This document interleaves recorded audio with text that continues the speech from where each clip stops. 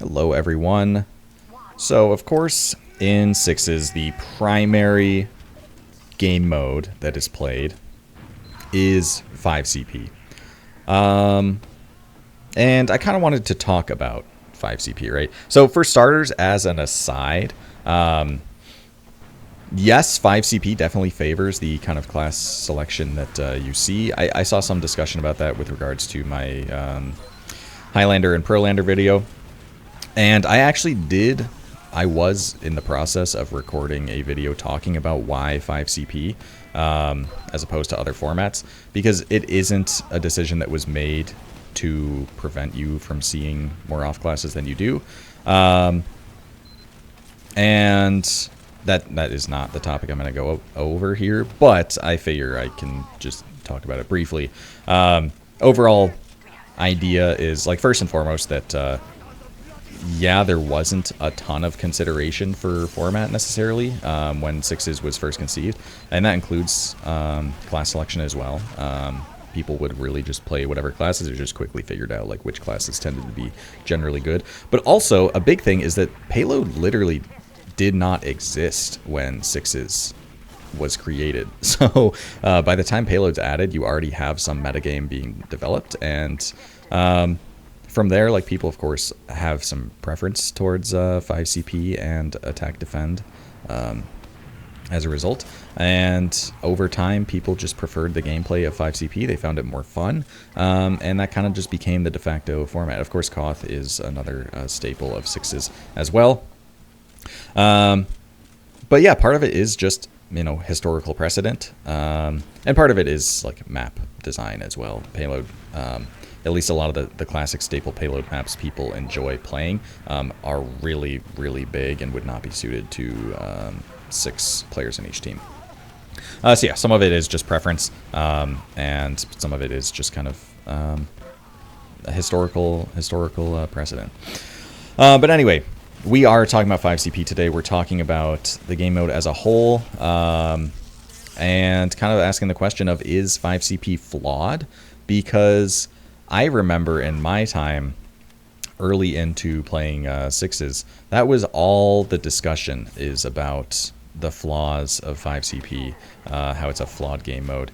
And while in some sense I might agree, I think it has more to do with the config than the game mode itself. And we will talk actually about some of the proposed solutions that we've seen.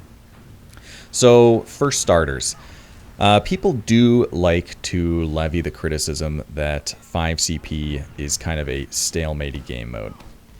And I can see where it comes from, because, you know, when you play a pub and it's on a 5CP map, a lot of the time you can be locked into just the super stalemate. And I think there are a couple of reasons for that. I mean, first and foremost, having like 12 people defending on last, on top of the fact that there's like can just be multiple sentries set up and whatnot. A lot of these maps that were designed for 6v6 game mode, like Sunshine that I'm here now, yeah, of course, if you just stack a bunch of classes and have twice as many people in the server as normal, then you might be in a kind of gridlock where it's difficult to push into last or out of last. So there is some element of just the sheer number of players. But also, like, a lot of the time, people just don't look at their match HUD about whether they should push or not. It's pretty common to just see an entire team dead and no one does anything about it. And that's not unique to 5CP. That applies to every time I play pubs. Just the you get 5 kills and no one pushes off it, the classic problem. But yeah, there's a couple of reasons why 5CP tends to be more stalematey in a casual setting that people are more exposed to. But that is not a strict casual problem, and competitive players have talked about stalemates in 5CP for a very long time.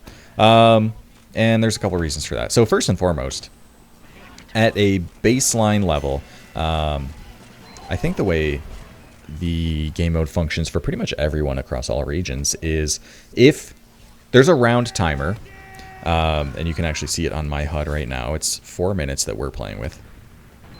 And when the round timer ticks to 0, the round resets, meaning both teams go back to their spawns and play a new mid-fight.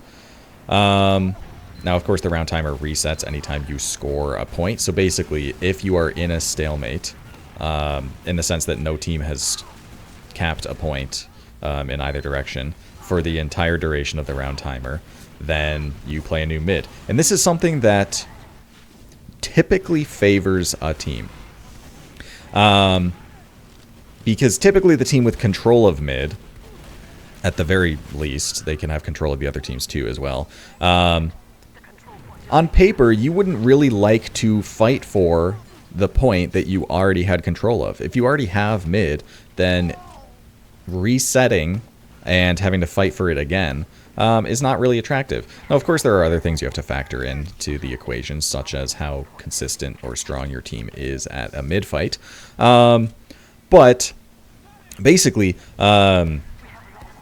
there is, just with the round timer itself, already kind of a difference in objectives, where the team with control of mid would like to avoid a round reset if possible, and the defending team, or the team without control of mid, generally wouldn't mind that so much.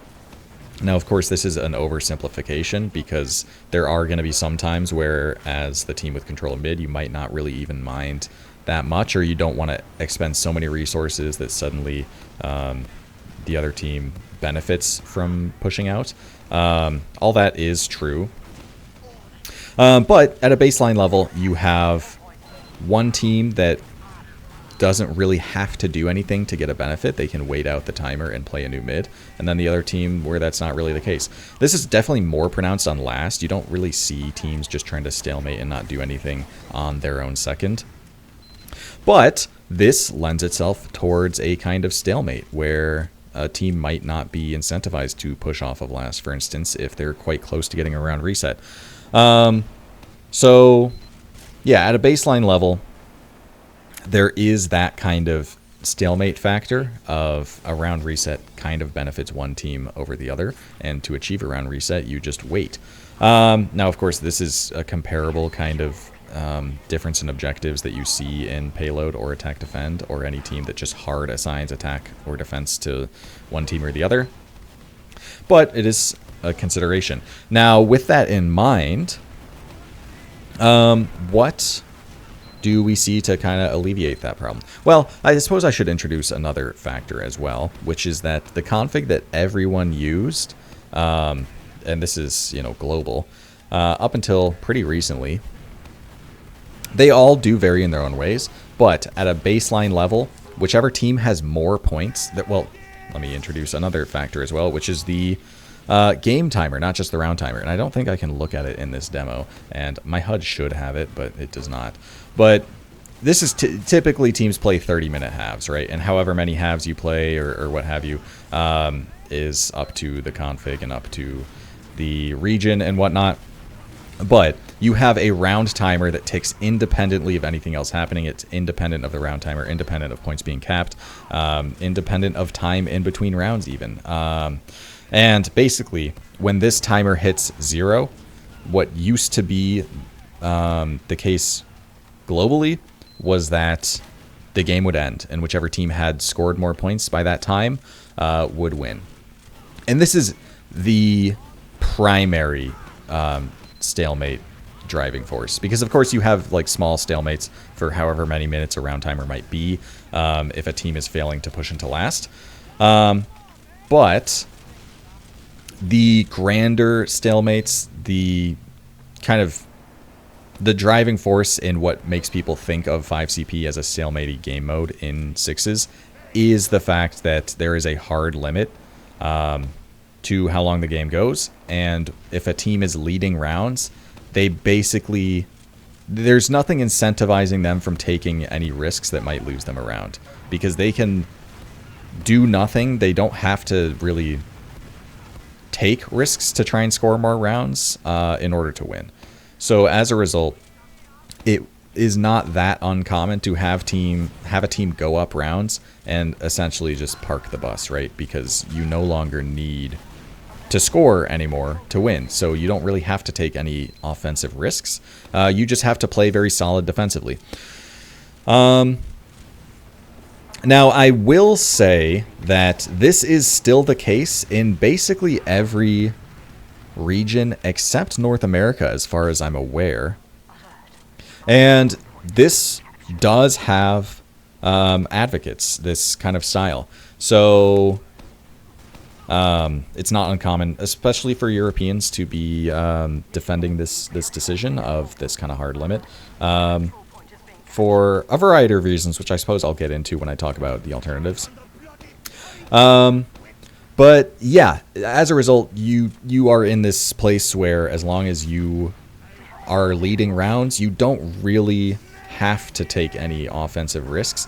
And in fact, especially as that that game timer ticks low, you are actually kind of given perfect opportunities to even snowball your lead because, you know, the team down rounds are going to get desperate. They have to take bad fights because if they don't do anything, then they just lose on the time. So they're going to be more desperate. They're going to take crazier fights, do crazier things. And that's something that if you are, again, playing solid defensively, you're going to be able to take advantage of that. Absolutely. So yeah, what are the alternatives? Well, for starters, one thing that was changed to address the kind of micro stalemate is the round timer. So round timer by default is a full 10 minutes, which is a very, very long time, and can be really, really annoying to deal with because, like, say you're defending on last, having to do so for an entire 10 minutes is kind of just a miserable experience, especially if the other team is bad at sacking and bad at breaking your hold. You're just kind of stuck there for a while, and that can be quite annoying. And actually, as an aside, part of the reason why like a lot of the time that people feel that a game is really stalematey, it is because they are forced to play defensively because they're either on their own second or on their own last, and the attacking team is just really bad at pressuring, right? That can make the game absolutely miserable when you're just sitting around for minutes on end waiting for the other team to even sack. That can suck a lot. It's less so because you know, you're the attacking team and the hold is just too perfect. Although there are really, really difficult holds to break, you know, as the team with control of mid, and usually this isn't the last, so usually you have control of two as well. You're the team with agency. You can be sacking more players. You can be taking more risks. So generally, if it's a stalemate into last, that tends to be more your fault. But when you're stuck on last and the other team can't do anything into your last and they just play a sniper for the entire round timer that doesn't get a single kill, it is annoying and miserable. And that is definitely possible because of the format and the game mode of 5CP, but it is more so because the other team is just bad at that. At the very least, you're not losing, I guess, but yeah, it can be really boring and annoying when the other team just sucks at sacking. But yeah, that was, man, that kind of derailed things, didn't it? We were talking about, yeah, round timer. So just a shorter round timer it inherently makes the game faster. It's weird because on one hand, it does make the availability of a round reset much better for the defending team. Because, you know, the round timer that we use in North America now is 4 minutes. So if you only have to wait around for 4 minutes and defend for 4 minutes, that's not too bad. Versus a full 10 minutes, you know, maybe that useless sniper that didn't get a single pick in 4 minutes gets a pick every 5 minutes and they're able to get 2 picks over the entire round, right?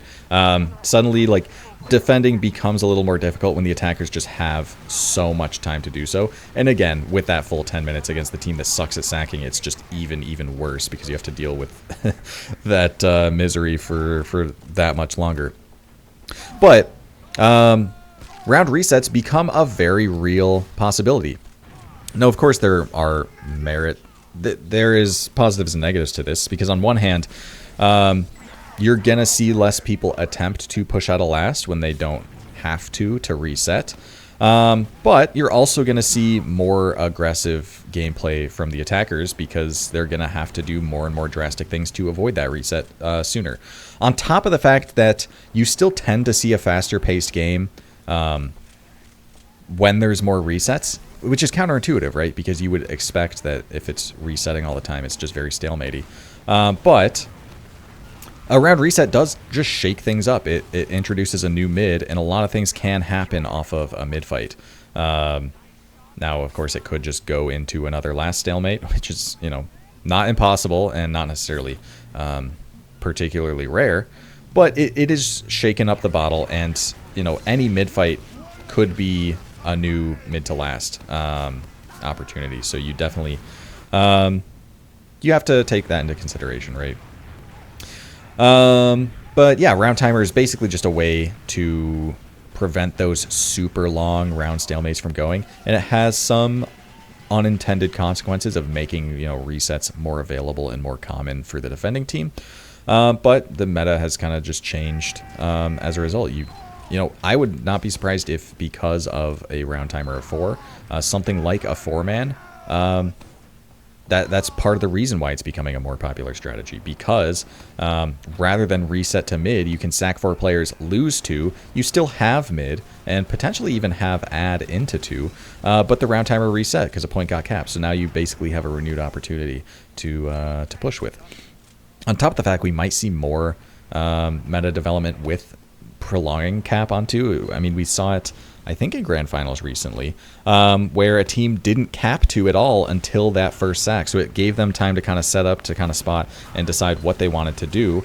And then only when they sack did they cap the second point in order to get those sackers forward spawns and whatnot. And as a result, you kind of buy yourself a little bit more time, just optimize a little bit more for that sacking opportunity into last, so that as the attacking team, you're just a little bit further away from having to worry about a forward hold, right? So yeah, there are definitely some meta changes that we see with a different round timer, and it does change the gameplay a bit. But the big one, and the big change that North America has adopted, is called the progressive rule set. A lot of people call it the Banny config, because Banny was just a big proponent of it. And for some reason, a lot of things just get called like the Banny something. Like a resupply bind just gets called the Banny bind for some reason. I mean, Banny was like a big user of it, of course, because it is very good. But yeah, the Banny config or Banny time is what it often colloquially gets called. But how does it work? So instead of when the round or the game time hits 0, whoever is leading rounds just wins. Instead, when the timer hits 0, the round limit is changed. So it's changed to whatever the leading team is currently at +1. What that practically means is that when that timer hits 0, officially the team in the lead only needs to score 1 more round, versus, of course, the team behind needs to catch up and then score an extra round to get the lead, right? So what this functionally does is make it so that in order to actually win the game and close things out, you do need to score, which absolutely does encourage more of a not aggressive, but like more active gameplay, right? Because you can't just rely on the other team being forced to make a bunch of really desperate plays and mistakes that you can capitalize off of to win. On top of the fact that you don't even need them to do that to win, you can actually just wait, and if they all went AFK, you would just win. But it instead actually like encourages the attackers to, or not the attackers necessarily, but the team with the lead to close out their victory. So there are a bunch of benefits and some drawbacks as well to this format, because this is a format that only exists in North America. Other regions do stick to the old format of that kind of that hard limit.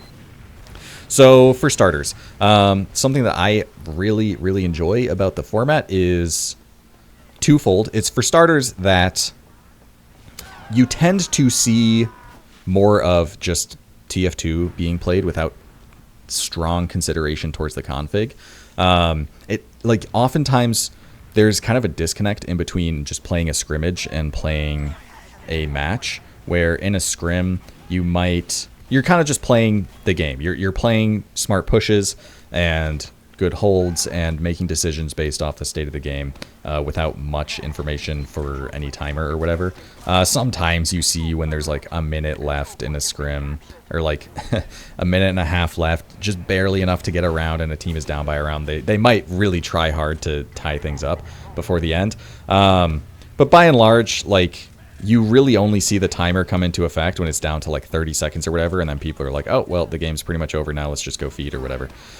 Versus a match, if you're up around, even with like 15 minutes left to go, you can kind of just be like, oh, yeah, we don't really have to do anything here. And the gameplay does drastically change as a result between the two settings. Versus with the progressive rule set, you tend to just see that kind of scrim gameplay, or just the stuff you're used to playing, the stuff that's really fun to play, where both teams are just trying equally to win in similar ways. You see that for pretty much the entire duration of the game, right? Another thing that I quite enjoy, and this is a concept I should have introduced earlier, is it completely erases garbage time. Garbage time is something that is, it's referring to when a team is either mathematically already lost the game because it's impossible to score enough rounds in the allotted time to win. So think like a team has a 4-round lead and there's only 5 minutes left. That's garbage time. It's impossible. Like the team with the lead could literally all leave the server, and the team that are down rounds just physically cannot score enough points in that amount of time. Now 5 minutes for 4 rounds that might actually be impossible, map dependent. So there is like the mathematical impossible to win, but there's also just the more realistic, I guess, way of it's impossible to win, where, you know, even with like 10 minutes left, well, 10 minutes is actually a fair amount of time, but let's imagine it's like 6 minutes left and a team is down 3 rounds. Yeah, it is technically possible, but especially if you're like, you don't already have, you know, an attacking opportunity into last or something. As long as the other team puts up at least some resistance on any of the points, like, you're really not gonna win. It's like almost impossible. And as a result, you get this garbage time where what happens in the game literally does not matter at all whatsoever. It only matters for the stats and nothing else because the team has already won. And you can do whatever. You just see people kind of trolling, doing whatever, because the finishing out the game is merely a formality at that point. And sometimes garbage time can last for like several minutes, and it's just terrible gameplay, objectively speaking. I think that even the people that are supporters of a hard limit config would agree that garbage time is awful gameplay, and is a downside of a format like that. So what I enjoy a lot about the progressive rule set is, of course, that you don't see garbage time anymore. It doesn't really exist anymore because the game only ends when a round is scored, rather than it kind of just whimpers out because a team is leading so much that it's impossible to win anymore. So yeah, you do get rid of garbage time, which is quite nice.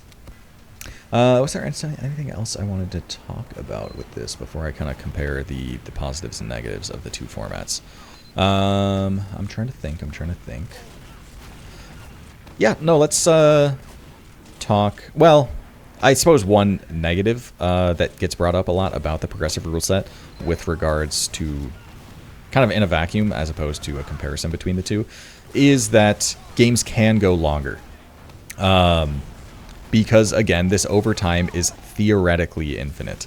Now, of course, this is a huge thing that people bring up is like, oh, man, it can be kind of frustrating to bring up because people like to think that there's going to be, like, 2-hour matches or something, when most of the games actually end up being like in the 30 to 40 minute range, with some particularly long games going upwards of like an hour or something.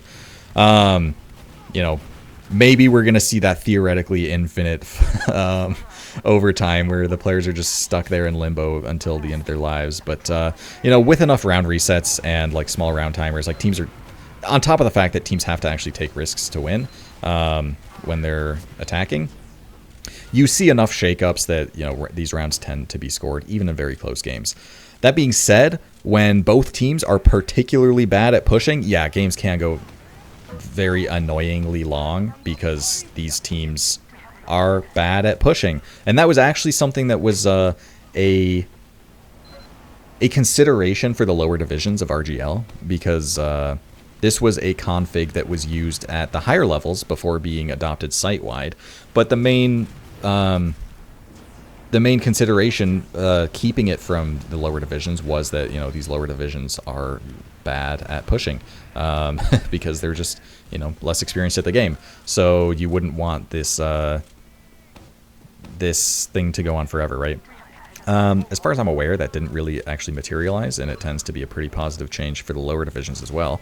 But yeah, that is something to consider. Like, you can have very long games. Now, of course, in the context of North America in particular, it still tends to be a very positive change because the alternative was 2 30-minute halves per map for matches.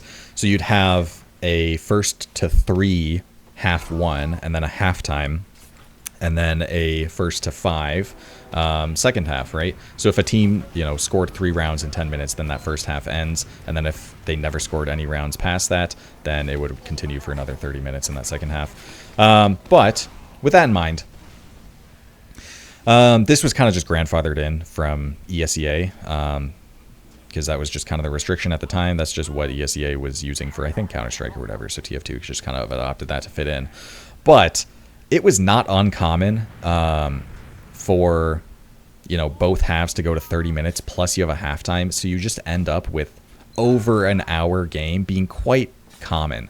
So a 50-minute progressive rule set game is actually less than what was oftentimes the standard. On top of the fact that, you know, again, the majority of these matches tend to end in just after 30 minutes, like in the 30 to 40 minute range. It is generally still a very positive change. Now, of course, if you are from another region that is used to maybe 1 30-minute half, that I think is the case for Europe, then yeah, these games are gonna seem, well, not just seem, they are going to be longer. And as a result, yeah, you might have some preference against it as a result. So that being said, let's compare the two, compare kind of the arguments that people make for each as far as what the preference goes. So for starters, I've already talked about getting rid of the garbage time and also kind of addressing the macro stalemate problem of one team just not needing to really take any risks to win. And those are the two biggest boons of the progressive rule set. That's what it was created to do, and I think it does that pretty well. Now, this does have the unintended downside of what happens during that 30-minute period matters a little bit less.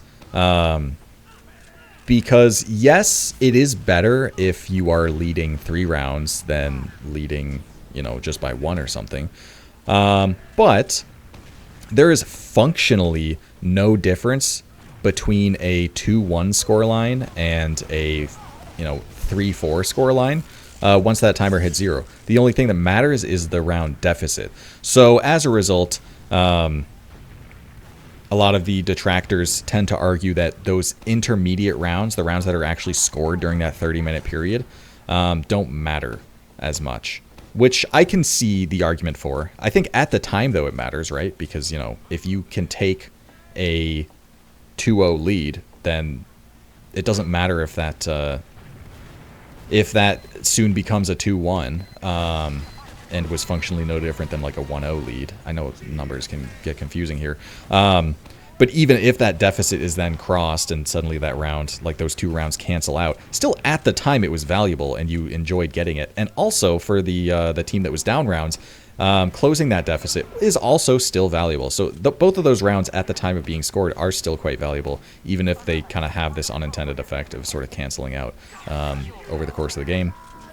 But that is a legitimate criticism, I think, that, yeah, you might prefer scoring rounds to matter a lot. You might prefer that a team can take a lead and kind of not coast. Maybe it is coast. Like, take that lead and then just be able to play quite passive and, you know, you feel like you're in the lead, right? Versus something like the progressive rule set. Sure, you have the lead, but you still need to play as if you don't. You still need to close things out. All you're really buying for yourself is a buffer period. It's almost like an anti-choke means where, yeah, you can slip up a little bit and still be okay. But yeah, maybe you would prefer to be able to physically feel like you have the lead and play differently because you have the lead. And especially if that's something you're used to, something that you have played with for a long time, then yeah, you might prefer that. So there is some matter of opinion, of course. But yeah, those are kind of the main arguments. Is like, you know, one camp does enjoy that, you know, the team can actually get some benefit out of being up rounds, versus the other that, you know, you're more so just trying to get a round deficit more than anything. Is there anything else regarding the two in comparison that I can think of? No, not that I can think of. So by and large, just like with many other things in sixes, what people prefer, with particular to the old config, is generally just what they've played on. And of course there is some historical precedent towards North America preferring this progressive rule set, with the fact that our config was already like very frequently hour-long matches. So something like a 40-minute match actually is much shorter rather than longer. But there is also just some opinion about what you prefer, whatnot. And there's probably also just some curmudgeonry about just continuing to use the same thing that you've always used. But that being said, those are kind of the introductions to the two formats and just kind of an overview of 5CP, what is considered, some of its flaws, and different ways to address it. Closing thoughts, I really enjoy the progressive rule set. I can't imagine playing anything else again, just because it kind of just feels like you're playing a scrim. There, of course, are certain niches, like very specific circumstances where you can play towards the config, such as when it's very close to ticking into overtime, you might actually be encouraged to delay capping the last point until it's in the overtime to end the game right then and there, rather than just get a one extra round lead than you already had. Or if you're losing, it might actually be worth giving up the point. If you think that you're going to lose the round long term, it might be worth to just lose that round right there before the timer ticks over if you're particularly close. But those are pretty rare situations. Generally speaking, it just kind of plays like a scrim. I really enjoy that, and I absolutely love that garbage time doesn't exist anymore. So yeah, I think it's something that I'm a big fan of, but of course I can understand that there are arguments against it, and other people might prefer playing other ways. And it usually varies region by region, because of course the regions tend to have different outlooks on the game with regards to all sorts of things, including the config. So yeah, hope that was interesting. Little history lesson, just kind of discussion about 5CP as a whole. And yeah, I hope it was entertaining as well. This turned out to be actually not too long, but you're probably fast asleep by now, as you should be. Anyway, see you guys next time.